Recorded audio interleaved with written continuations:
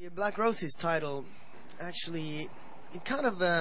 in a connection to the fans because we have got a lot of Black Roses after the every concerts we have played, also in Italy, and people have been throwing them on stage, and now we felt like it's about time to give the roses back to the fans in the shape of music, and also the Black Rose is kind of symbolizing a love gone bad. I think a red rose would be a symbol for love, and a black rose like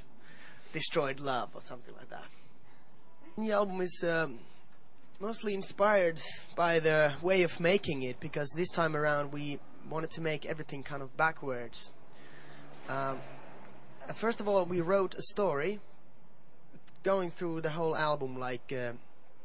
it's called Black Roses, and every song title we have is a little chapter inside the story.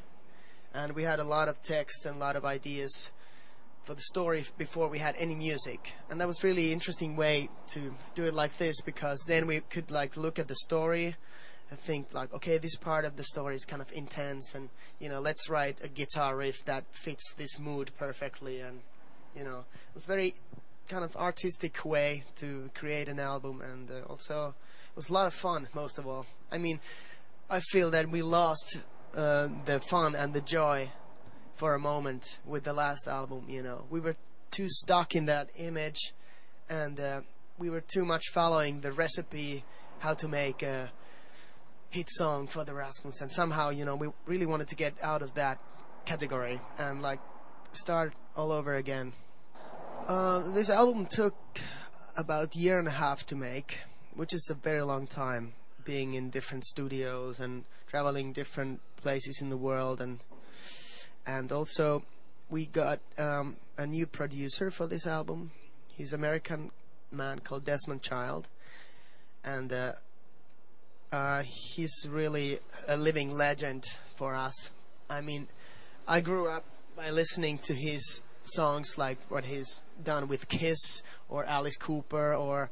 Aerosmith, and basically in the 80s when I opened the radio, somehow Desmond Child was involved with every song I could hear at that time, and after 15 years we finally worked together, and it's like circle is kind of complete, because I think we got a lot of influence to our music from him, like back in the days. Desmond sent an email, or I got an email through some colleagues from Desmond, and he was writing that, do you know this band called from Finland called the Rasmus? I love their sound, and they're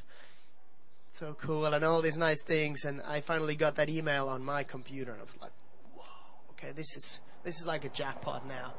This is something we were looking for all these years, and here we are, finally releasing the album Black Roses, and I'm really, really, really satisfied with the album. I think it's somehow I call it the best of the Rasmus album, because I think on this album we have all the best sides of the band, all the most original points kind of like put together on one album. We did a lot of self-search, kind of listening back to the old songs and old material, like really thinking, who are we, and what are we gonna do, and what have we done in the past, and I think on this album, this is like what the Rasmus is all about.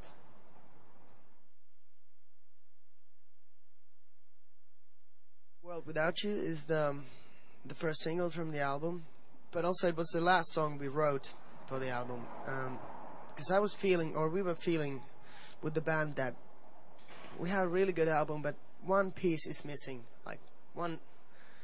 final song, and then we came together one last time, and wanted to write a song that would represent the album in a good way, like, because we have these kind of electronic sounds. You damn bee! We have these electronic sounds on the album, but also we have the hard rock 80s vibe, and somehow to create a song that would be a perfect first single, and this is what we came up with, and I'm really happy about this song. I think it's very unique and very Rasmus-like.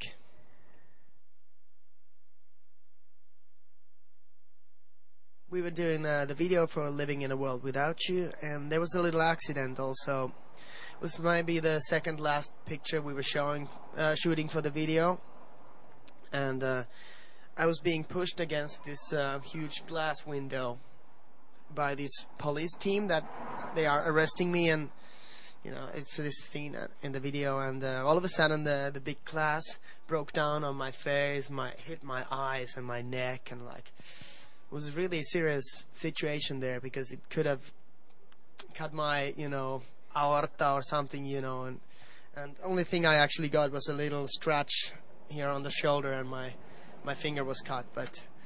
it's kind of a shocking thing because it could have been the end of me or something. But then they had to take the pincets and take these little pieces of glasses out of my face, and like they had to take the vacuum cleaner and to vacuum clean my whole hair and all my clothes, and because there was a little pieces of glass everywhere. It's a little different this time because I'm also doing some acting in the video, and that was a nice thing to try because I don't have any experience of any kind to be acting, and it went okay. I think it gives the video a new level in a way.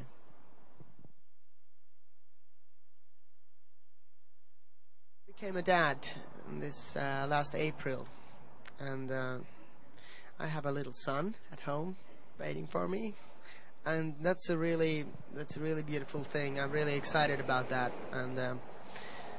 I just wish I could be a really good father, and I wish that well, it's twisted. I wish that we are getting really big in the world and traveling every day, but somehow I also wish that I could be with my son. But I kind of sorted out so that when I'm at home, I'm 100% at home with my baby, and when I'm on tour, I'm 100% on tour.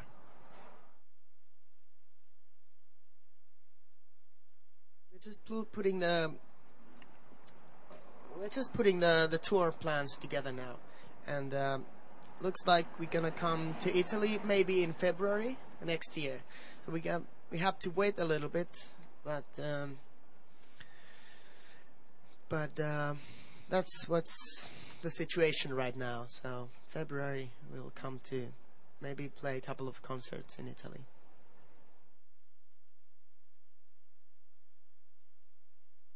We have taken part of different kind of charity events, and usually our contribution has been the thing that we have been playing there. Just playing in these things, it really gives you a good feeling, because if you can help some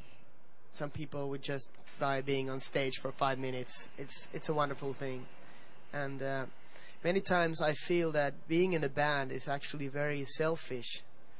thing. You are being in the interviews talking always about yourself and how important and you are yourself, and listen to your music, and in your music you're actually writing about yourself, and it's very like self-centered in a way. So I really enjoy being